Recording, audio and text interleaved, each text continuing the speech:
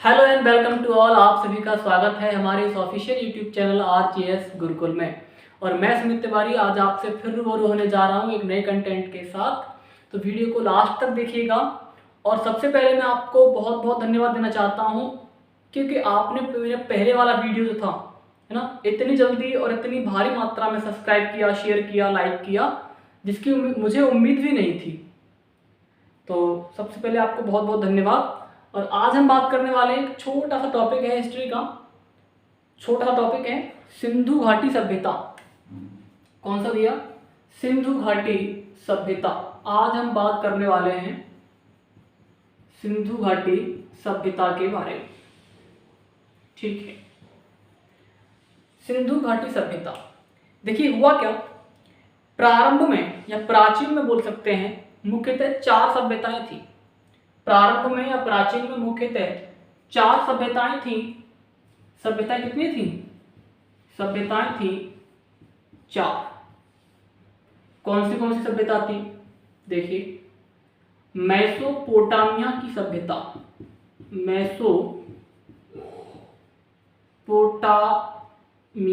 Mesopotamia की सभ्यता, जिसे हम सुमेरियन की सभ्यता भी कह सकते हैं, जिसे हम सुमेरियन की सभ्यता भी कह सकते हैं। मेसोपोटामिया की सभ्यता। और यदि मेसोपोटामिया शब्द नहीं आएगा तो क्या आएगा? सुमेरियन की सभ्यता। तो मेसोपोटामिया की सभ्यता या सुमेरियन की सभ्यता। अच्छा, एक चीज जरा ध्यान दीजिएगा, विश्व की कोई भी सभ्यता ले लो, विश्व की कोई भी सभ्यता होगी है ना, वो किसी न किसी नदी के किनारे पर बसी होगी। क्योंकि व्यक्ति को अपने जीवन निर्वाह के लिए पानी तो चाहिए, पानी पीने के लिए चाहिए, अपने खेतों की सिंचाई करने के लिए चाहिए, पानी तो चाहिए। तो विश्व की कोई न कोई सभ्यता, विश्व की हर सभ्यता किसी न किसी नदी के किनारे पर बसी होती है। तो अब ये मेसोपोटामिया की सभ्यता या सुमेरियन की सभ्यता है, तो ये भी किसी नदी के किनारे पर बसी होगी। तो कौन सी नदी थी? तो मेसोपोटामिया की सभ्यता बसी है दजला और फरात। मेसोपोटामिया की सभ्यता दजला और फरात नदी के तट पर बसी हुई है। ठीक है, दूसरी सभ्यता का नाम देखते हैं। दूसरी सभ्यता है चीन की सभ्यता। क्या भैया? चीन की सभ्यता। ठीक है, चीन की सभ्यता। तो अब ये चीन की सभ्यता है, तो यह भी तो किसी न किसी नदी के किनारे पर बसी होगी। तो चीन की सभ्यता भैया बसी हुई है, एक नदी है जिसका नाम है वांग हो। क्या नाम है उसका? वांग हो। अगर वांग हो नदी ना आए ऑप्शन में तो क्या आएगा? तो वहां आएगा पीली नदी। क्या आएगा?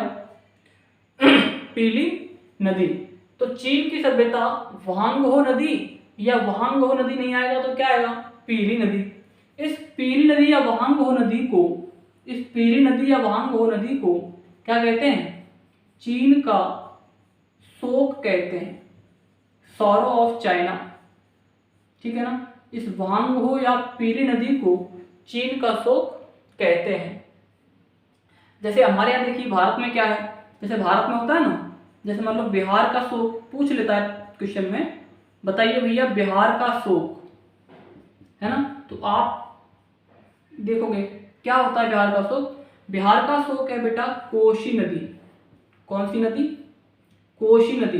क्योंकि इसमें असमय बाढ़ आ जाती है, पानी का स्तर बढ़ जाता है और लोगों की फसल जो है बर्बाद हो जाती है। तो बिहार का शोक क्या है? कोसी नदी। ऐसे मान लो एक पश्चिम बंगाल में, है ना, पश्चिम बंगाल में या पश्चिम बंगाल का शोक पूछ लेता है वो, पश्चिम बंगाल का शोक बताओ, तो अब क्या बताओगे? पश्चिम बंगाल का शोक है दामोदर नदी। कौन सी नदी? दामोदर नदी। और दामोदर ऑप्शन में नहीं होगा तो आएगा हुगली नदी। क्या आएगा भैया? हुगली नदी। ठीक है ना, पश्चिम बंगाल का शोक दामोदर या हुगली नदी। फिर पूछ लेगा भैया, अगर कोई पूछे बताइए उड़ीसा का शोक क्या है ना, बताइए उड़ीसा का शोक क्या है, तो आप ऑप्शन में क्या लगाएंगे? तो उड़ीसा का जो शोक है वो है ब्राह्मणी नदी। कौन सी नदी? ब्राह्मणी नदी। तो मैंने भारत की 3 जो नदियां हैं जो शोक हैं, बिहार का शोक कोसी नदी, पश्चिम बंगाल का शोक दामोदर या हुगली नदी, उड़ीसा का शोक ब्राह्मणी नदी। ठीक है ना। तो हमारे 2 सभ्यता हो गई, मेसोपोटामिया की सभ्यता और सुमेरियन की सभ्यता, दजला और फरात नदियों के बीच में है। चीन की सभ्यता वांगहो नदी या पीली नदी के तट पर है, इसे चीन का शोक कहते हैं। जैसे हमारे यहाँ बिहार का शोक कोसी नदी, पश्चिम बंगाल का शोक दामोदर या हुगली नदी और उड़ीसा का शोक ब्राह्मणी नदी। इतनी बात क्लियर है? इतनी बात समझ आ रही कि नहीं आ रही है ना। हटाएं इसको, आगे बढ़ते हैं। आगे बढ़ते हैं भैया। 2 नदियां, 2 सभ्यता हमने पढ़ ली। तो तीसरी एक सभ्यता है मिस्र की सभ्यता। कौन सी भैया? मिस्र की सभ्यता। और मिस्र की सभ्यता जो बसी है, मिस्र की सभ्यता बसी है नील नदी के तट पर। किस पर? नील नदी के तट पर। ठीक है, नील नदी के तट पर। ये नील नदी है ना, नील नदी में ही विश्व का सबसे पहला डेल्टा देखा गया। विश्व का सबसे पहला डेल्टा, विश्व का सबसे पहला डेल्टा देखा गया है ना। और वो देखा किसने था? तो वो देखा था हेरोडोटस ने। किसने? हेरोडोटस। हेरोडोटस से बहुत से क्वेश्चन बन जाते हैं। हेरोडोटस को हम लोग इतिहास का पिता कहते हैं। हेरोडोटस को हम लोग क्या कहते हैं भैया? इतिहास का पिता। इतिहास का पिता है ना। हेरोडोटस को इतिहास का पिता, डेल्टा का पिता, नील नदी का पिता है ना, किसे कहते हैं? हेरोडोटस को। ठीक है। और एक चौथी बड़ी सभ्यता है, चौथी सबसे बड़ी सभ्यता कौन सी है जिसके बारे में आज हम लोग बात करने वाले हैं? सिंधु घाटी सभ्यता। ठीक है भैया, सिंधु घाटी सभ्यता जिसके बारे में आज हम लोग बात करने वाले हैं। देखिए, सिंधु घाटी सभ्यता का जो क्षेत्रफल है वो कितना है? ठीक है, तो आप ऐसे अंदाजा लगाइए मोटा मोटा कि मिस्र की सभ्यता ले लीजिए, है ना, मिस्र की सभ्यता ले लीजिए और मेसोपोटामिया की सभ्यता ले लीजिए। मिस्र की सभ्यता प्लस मेसोपोटामिया की सभ्यता, इन दोनों सभ्यताओं को लेकर के और इनका 12 गुणा कर दें। कितने गुणा? 12 गुणा कर दें, तब जाकर हमारा क्या आएगा? सिंधु घाटी सभ्यता के क्षेत्रफल के बराबर लगभग आएगा। तो ये मैं कह सकता हूं कि सिंधु घाटी सभ्यता विश्व की सबसे बड़ी सभ्यता है। ठीक है, यहाँ तक बात क्लियर है। तो हमने मुख्यतः 4 जो सभ्यताएं थी उनके बारे में पढ़ा, जाना, है ना। बात समझ में आ गई होगी। आगे बढ़ा जाए, आगे बढ़ते हैं। ठीक है, इस सिंधु घाटी सभ्यता को है ना अन्य नामों से जानते हैं। जैसे सिंधु घाटी सभ्यता को ही हम हड़प्पा सभ्यता कहते हैं। हड़प्पा सभ्यता, मैलुहा सभ्यता, कांस्य युगीन सभ्यता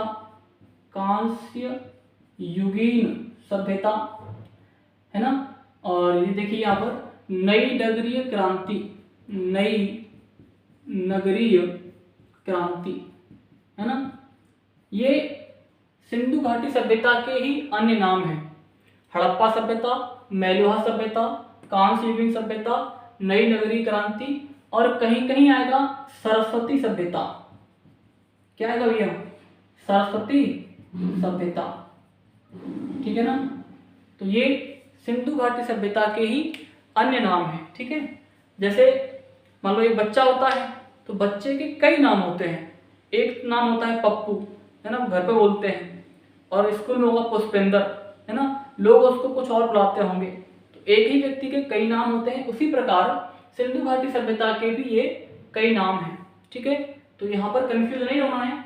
तो मोस्टली बच्चे जो है कंफ्यूज हो जाते हैं कि उनको लगा कि भैया ये कौन सी सभ्यता है, ये तो हमने पढ़ी है सिंधु घाटी सभ्यता।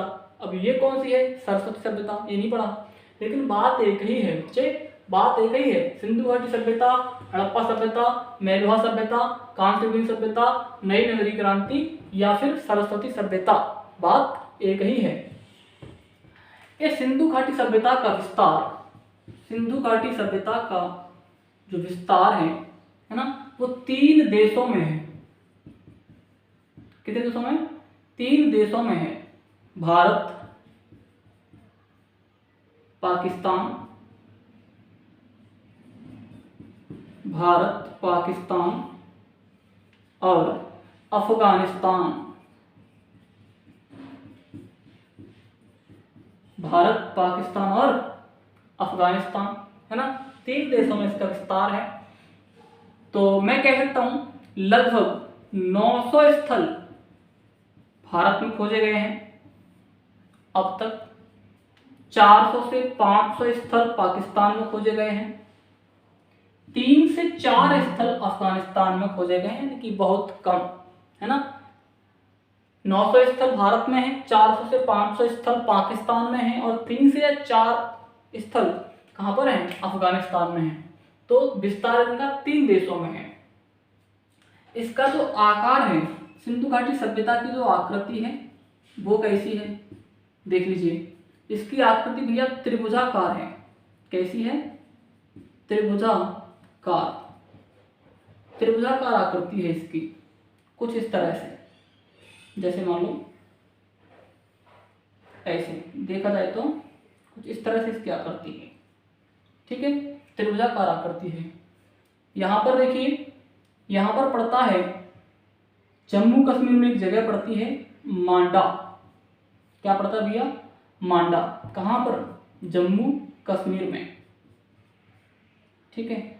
यहाँ पर दक्षिण में एक जगह पड़ती है महाराष्ट्र के अंदर दायमाबाद, दायमाबाद,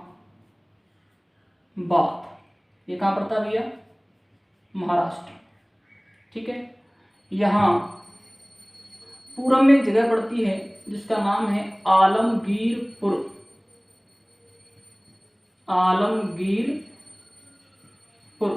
ये कहाँ पड़ता है? मेरठ में। मेरठ कहाँ पड़ता है भैया? उत्तर प्रदेश में। फिर यहाँ पर एक जगह है इधर सुतकांगेडोर, सुतकांगेडोर, ये कहाँ पड़ता है? तो ये पड़ता है पाकिस्तान में, ठीक है। अगर उत्तर में देखा जाए तो मांडा, दक्षिण में देखा जाए दायमाबाद, और पूर्व में देखा जाएगा तो आलमगीरपुर, मेरठ उत्तर प्रदेश, और पश्चिम में देखा जाए तो सुतकांगेडोर पाकिस्तान में है। यहाँ तक बात क्लियर है? चलिए आगे बढ़ते हैं। अच्छा, कहीं कहीं इसकी लंबाई पूछ लेता है, दूरी पूछ लेता है। जैसे मान लो आपसे पूछ ले, जैसे मान लो आपसे पूछ लिया जाए कि बताइए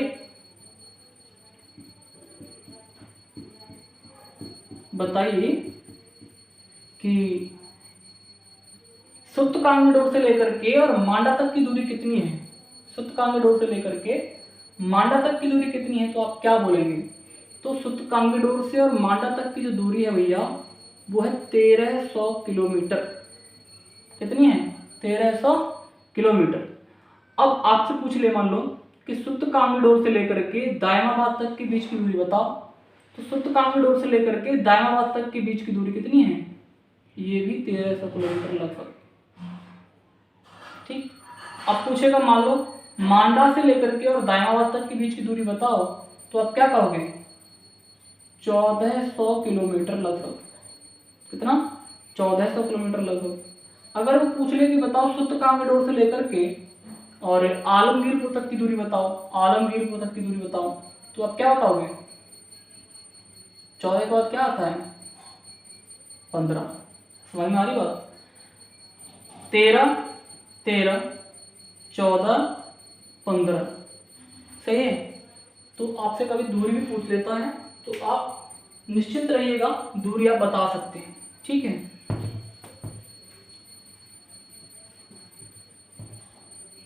चलिए अब देखिए भैया,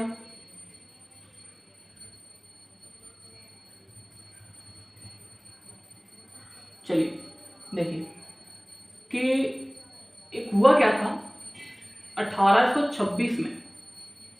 1826 में एक व्यक्ति थे जिनका नाम था चार्ल्स मैसॉन। उनका नाम था चार्ल्स मैसॉन। और चार्ल्स मैसॉन अपनी एक यात्रा पर निकले हुए थे, है ना, यात्रा पर निकले हुए थे। तो उन्होंने एक जगह देखी और उन्होंने कहा कि यहाँ पर एक सभ्यता हो सकती है, यहाँ पर एक सभ्यता हो सकती है। तो इन्होंने एक किताब लिखी थी, इन्होंने एक किताब लिखी थी और उस किताब से हमको जानकारी हुई कि इन्होंने वहाँ एक सभ्यता के बारे में जानकारी दी। तो उस किताब का नाम क्या है भैया? तो उस किताब का नाम है the narrative of a journey. The narrative of a journey, ये इन्होंने एक किताब लिखी। किसे? चार्ल्स मैसॉन ने। कब? 1826 में, है ना। इन्होंने बताया कि यहाँ पर कोई एक सभ्यता हो सकती है। उसके बाद 1853 से लेकर के 56 के बीच, 1853 से लेकर के 56 के बीच एक पुरातात्विक अधिकारी थे जिनका नाम था कनिंघम। क्या नाम था उनका? कनिंघम, है ना। और कनिंघम के दो सहयोगी थे इनके। उनका नाम था जॉन ब्रंटन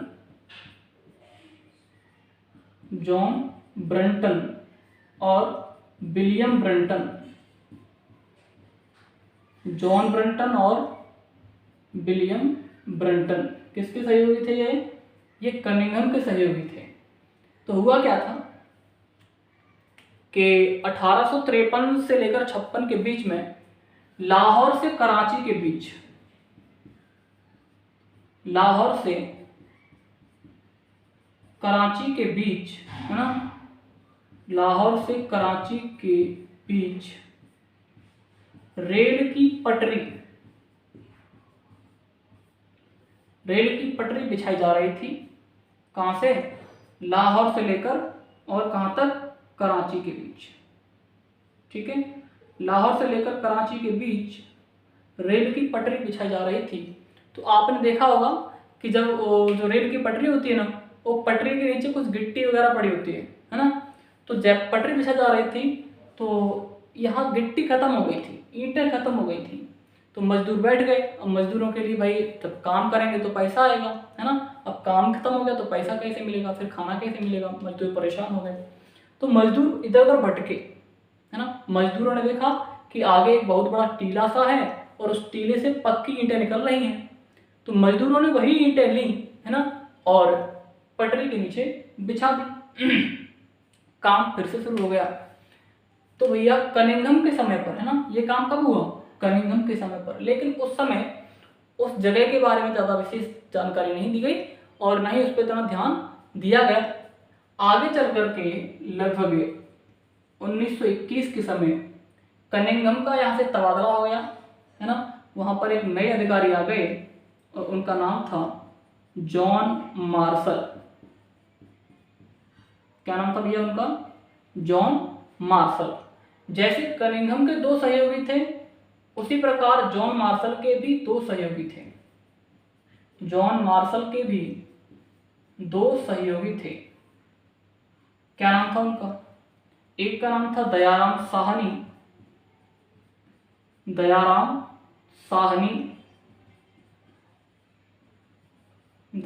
साहनी, और दूसरे का नाम था राखलदास बनर्जी।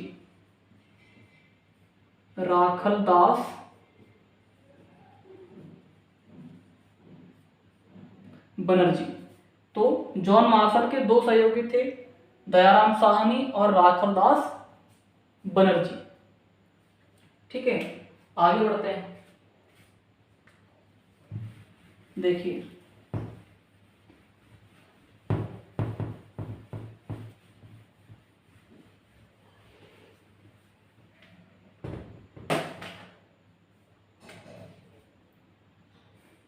1921 में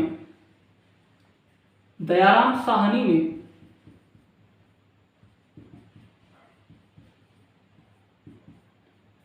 और एक जगह की खुदाई करवाई,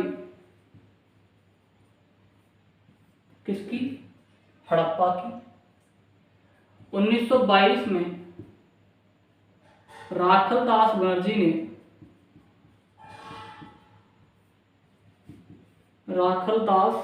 ने एक जगह की खुदाई करवाई जिसका नाम था मोहनजोदड़ो। क्या नाम था उसका? मोहनजोदड़ो। यहां तक बात क्लियर है? यहां तक बात क्लियर है कि नहीं? अब तक लगभग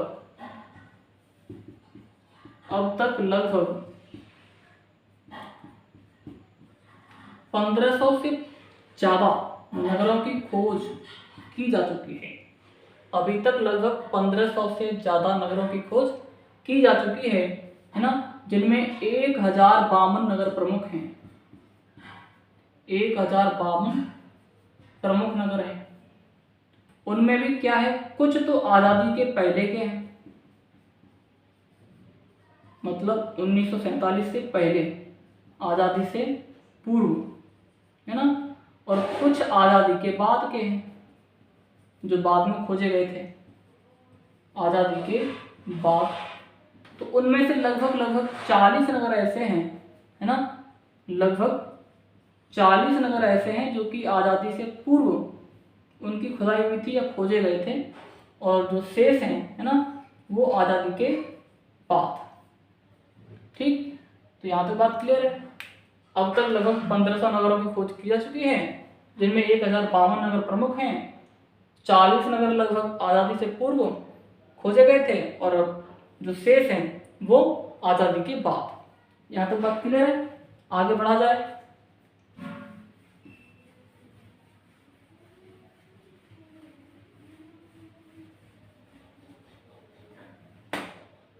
देखिए, सिंधु घाटी सभ्यता की जो भाषा है ना, भाषा कौन सी है? भाषा है इनकी भाव चित्रात्मक। क्या भाषा है भैया? भाव चित्रात्मक। भाव चित्रात्मक क्या होता है?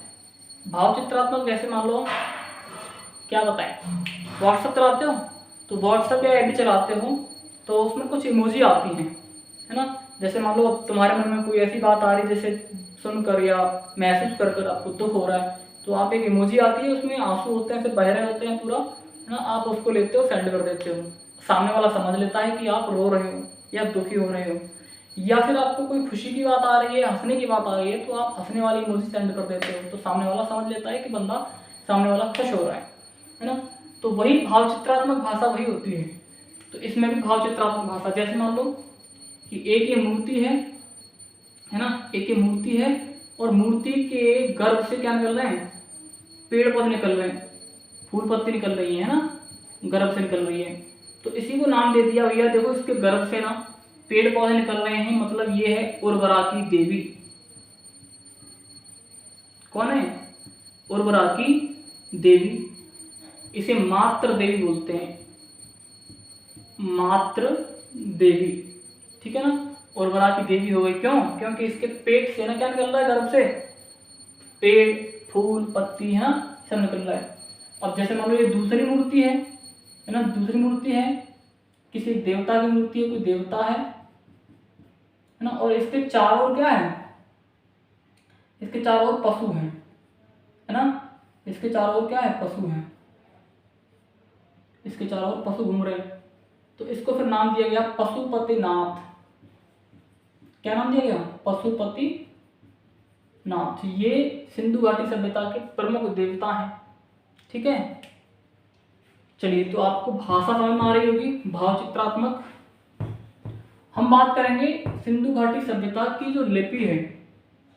क्या भैया? लिपि। सिंधु घाटी सभ्यता की लिपि क्या है?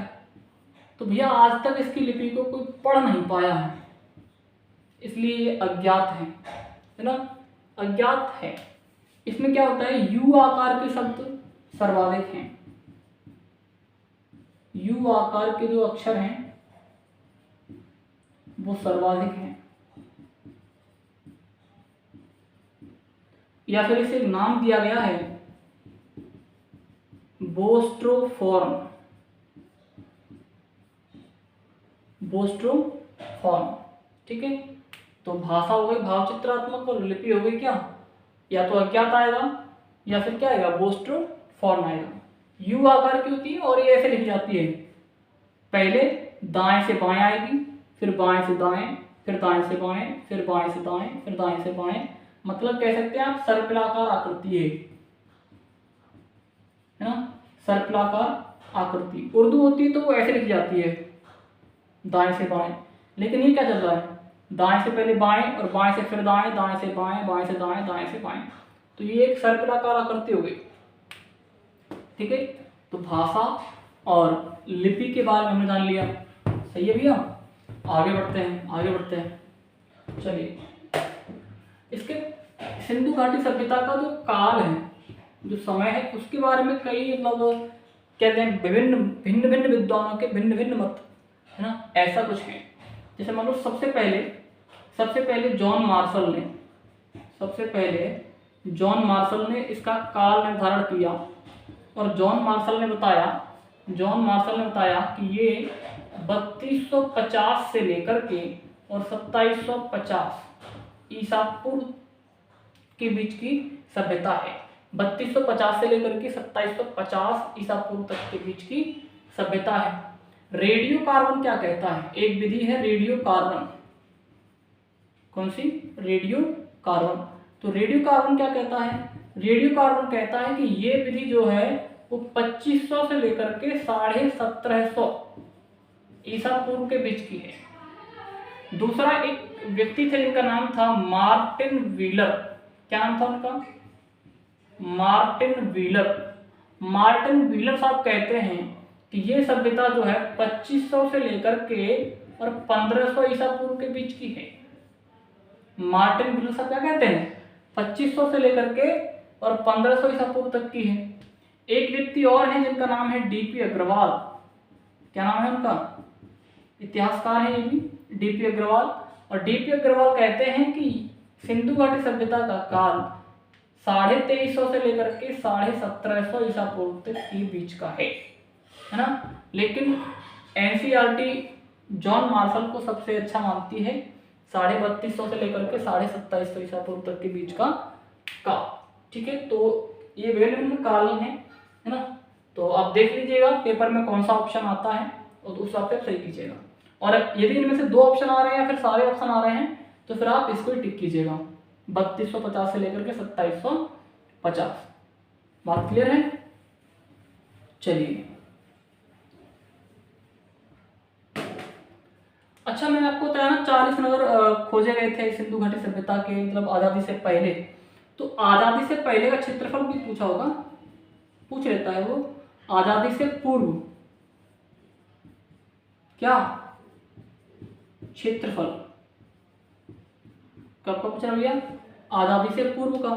तो आजादी से पूर्व का क्षेत्रफल 12,99,613 वर्ग किलोमीटर लगभग। आजादी से पूर्व का है 12,99,613 वर्ग किलोमीटर लगभग। अब करेंगे आजादी के बाद।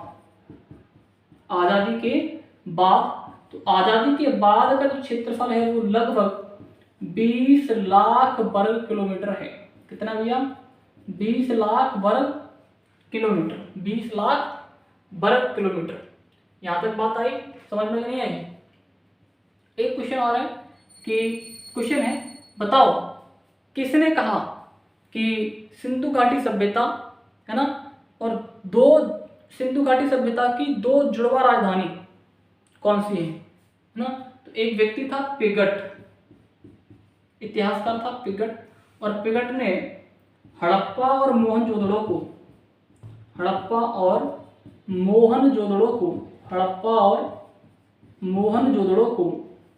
है ना सिंधु घाटी सभ्यता की जुड़वां राजधानी कहा है। जुड़वां राजधानी ठीक है ना। किसने कहा है? पिगट, एक व्यक्ति था पिगट। पिगट ने हड़प्पा और मोहनजोदड़ो को सिंधु घाटी सभ्यता की जुड़वा राजधानी कहा है। ठीक है, तो यहाँ तक बात समझ आ रही है नहीं आ रही है? आज के लिए इतना काफ़ी है, और जो नेक्स्ट इसकी इंफॉर्मेशन है वो हम नेक्स्ट वीडियो में करेंगे, नेक्स्ट पार्ट में करेंगे, है ना। और आप इस वीडियो के सहारे से मुझे ये बताइएगा कि आपको ये जानकारी कैसी लगी। आपको वीडियो अच्छा लगा हो तो इसको शेयर कीजिएगा और सब्सक्राइब कीजिएगा। ठीक है, बहुत बहुत धन्यवाद। Thank you. राधे राधे।